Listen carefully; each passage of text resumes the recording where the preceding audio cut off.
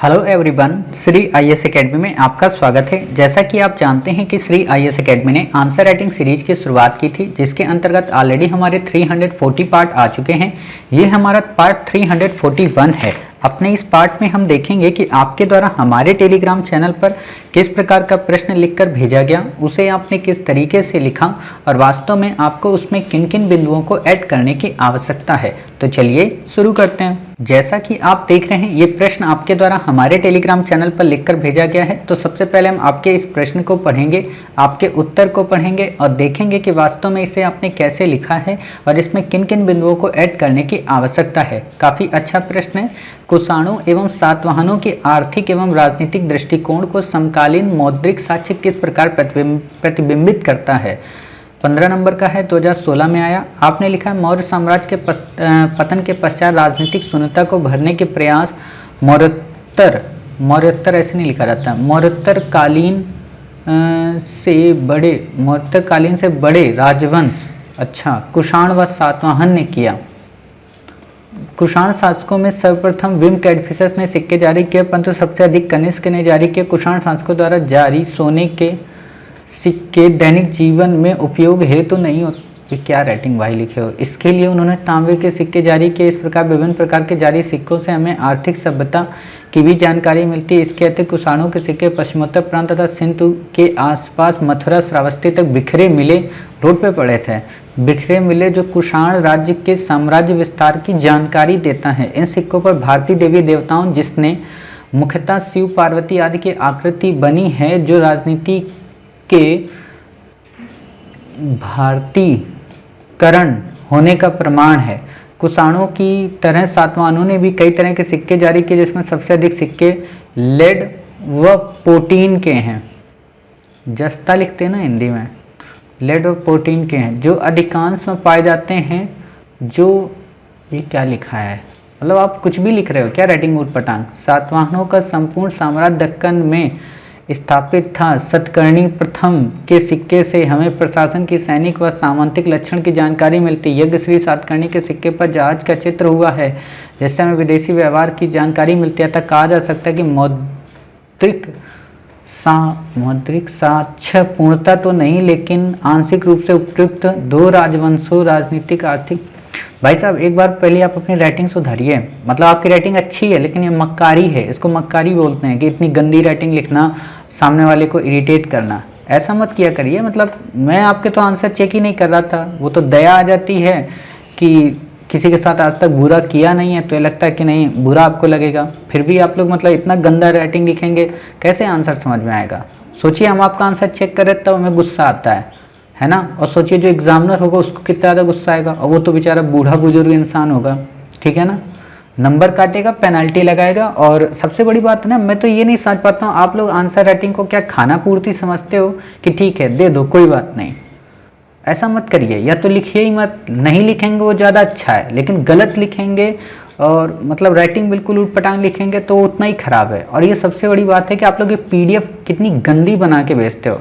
आप ही की क्लास की एक स्टूडेंट है प्रतिभा जी, उनकी PDF इतनी अच्छी PDF आ रही है। और भी 2-3 बच्चे हैं जैसे सुषमा जी की, उनकी PDF काफ़ी अच्छी है, ठीक है ना। और भी बहुत सारे बच्चे हैं जो आप ही की तरह, गौरव जी जैसे, वो भी PDF अपनी अच्छी भेजते हैं। अजय जी, उनकी भी PDF अच्छी है। USS रितेश जी, उनकी भी PDF अच्छी। मतलब अधिकांश अभ्यर्थी जो हैं पुराने, उनकी PDF बहुत अच्छी आती है। आप लोग उनसे मिलिए, उनसे बात करिए, उनको मैसेज भेजिए कि साहब आप कौन सी ऐप का यूज करते हैं, किस तरीके से इतनी अच्छी PDF बनाते हैं। ऐसे PDF आप लोग बना के भेजेंगे, मतलब समझ में ही नहीं आ रहा कि आपकी राइटिंग क्या है।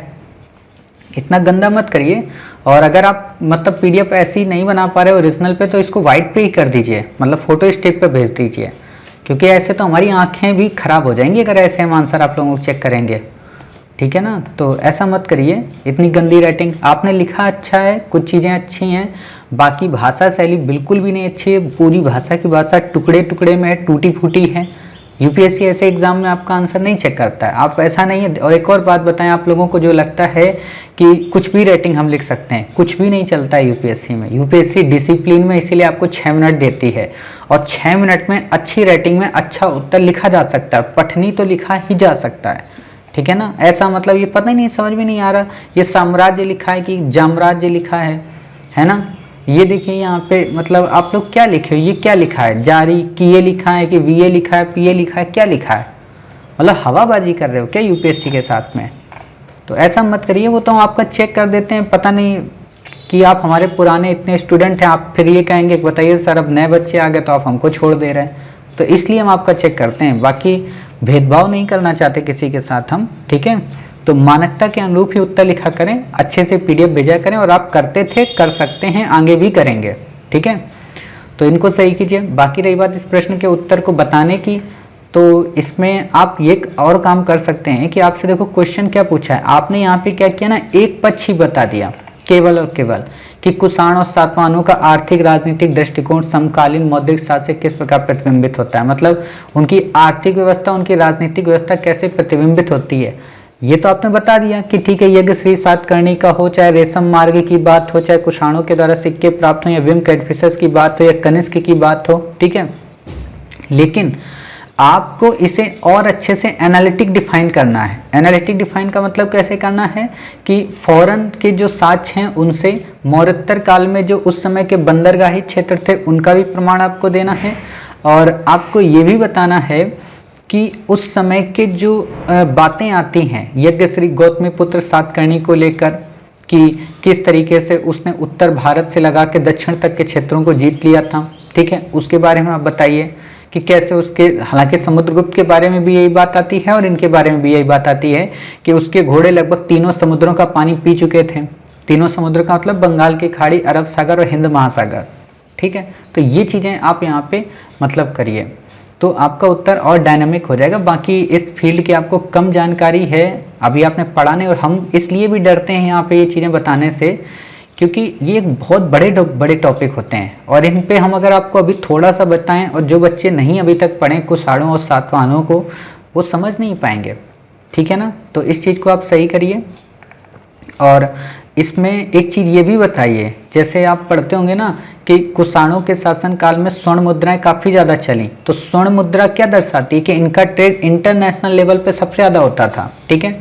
सातवाहनों में क्या था कि टिन और जस्ते का प्रयोग होने लगा, तो इस मुद्रा से क्या पता चलता है, पोटीन के सिक्के या जस्ते से, कि इनका जो व्यापार था वो लोकल ज़्यादा था, इनका इंटरनेशनल ट्रेड नहीं था, यानी कि इनके ट्रेड में ह्रास हुआ। यानी कुषाणों के बाद सातवाहनों के काल तक आते आते उनका व्यापार वाणिज्य व्यवस्था सिकुड़ने लगी। आपको पता होना चाहिए कौड़ियों तक का प्रयोग होने लगा था। कौड़ी आप बचपन में सुने होंगे या आपने देखा होगा, कई जनजातीय ट्राइबल एरिया के लोग अपने मस्तिष्क पे, ऊपर सर पे बालों के साथ में गुंथित किए होते हैं, उसको कौड़ी बोलते हैं, या सपेरे वालों को आपने देखा होगा, ठीक है। तो वो कौड़ी का उपयोग होता था व्यापार में, और जब भी मुद्रा काफ़ी कम स्तर की उपयोग होती है ना, तो इससे ये पता चलता है कि उस समय की उनकी इकोनॉमी बहुत खराब थी। जैसे आप ऐसे समझ सकते हैं कि वर्तमान में इंडियन करेंसी का 5 रुपए का नोट हो, ठीक है। जैसे आप सिंपल सा समझो, अगर इंडिया में अगर चमन्नी जो 25 पैसे चलती थी, 50 पैसे जो चलते थे, वो अगर आज भी चलते होते, तो इससे क्या पता चलता कि इंडिया का व्यापार लोकल लेवल पर सबसे ज़्यादा होता है, इंटरनेशनल लेवल पर कम होता है। इसलिए भारत सरकार ने 2000 का नोट लाई।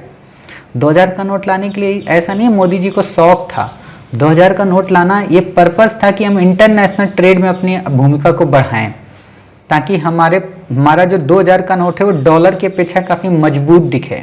अब ये बात अलग है कि हमारा जो ट्रेड ऑफ बैलेंस है, बैलेंस ऑफ ट्रेड है, वो काफ़ी अजीब व गरीब है, वो तो इकोनॉमी का टॉपिक हो जाता है, वहाँ हम बताएंगे। तो ये वैसे टॉपिक हैं, तो इनको हम थोड़ा और अच्छे से बताएंगे, ठीक है ना। बाकी अभी हम यहाँ नहीं बताने वाले, इसको हम जब एंशिएंट इंडिया 15 जुलाई से पढ़ाएंगे तो वहाँ बताएंगे। और ऑलरेडी हमने ऐसे क्वेश्चन आपके पहले भी चेक किए हैं, और आपने मुझे ऐसा लगता है रिपीट करके भेज रहे हैं, ठीक है। मिलते हैं फिर आप ही के द्वारा भेजे गए एक नए प्रश्न के आंसर के साथ। तब तक अपना ख्याल रखिए और स्वस्थ रहिए। और एक और बात, हाँ, स्वस्थ तो बाद में, पहले यहाँ पे ये जो आपने फैक्ट डाला है ना, मौर्योत्तर कालीन से बड़े राजवंश, आपको पता होना चाहिए कि मौर्य काल में, आपने ये लाइन लिखी ना, मौर्य साम्राज्य के पतन के बाद राजनीतिक शून्यता को भरने के प्रयास मौर्योत्तर कालीन में बड़े राजवंश कुषाण व सातवाहनों ने किया, ठीक है ना। इसको थोड़ा और अच्छे से लिखिए। कैसे कि मौर्य साम्राज्य के पतन के बाद एक राजनीतिक शून्यता उत्पन्न हो गई थी। उस राजनीतिक शून्यता को भरने में कई सारे वंशों में से कुषाण और सातवाहन अग्रणी रहे, जो कि मतलब भाषा स्मूथ हो, एग्जामिनर को कर या कर्कशपन ना लगे, ठीक है। हमने इसलिए आपकी पूरी भाषा शैली, पूरा आंसर फ्रेम इसलिए और भी नहीं बताया क्योंकि आपकी राइटिंग खराब है और मैं फिर दोबारा पढ़ूंगा तो मुझे इरिटेशन होगा, है ना। तो इसलिए मैंने आंसर आपको फ्रेम नहीं बताया। बाकी अगर आप राइटिंग साफ करके लिखेंगे या कोई अन्य बच्चा साफ करके राइटिंग लिखकर भेजेगा तो हम बेहिचक बेढंग से और बहुत अच्छे से ऐसा आंसर बताएंगे, ठीक है। उम्मीद है आप समझ गए होंगे वास्तव में आपकी क्या क्या गलतियां हैं, उन गलतियों को कैसे सुधारना है, किस तरीके से अन्य पक्षों की बात करनी है। मिलते हैं फिर आप ही के द्वारा भेजे गए एक नए प्रश्न के उत्तर के साथ। तब तक अपना ख्याल रखिए और स्वस्थ रहिए।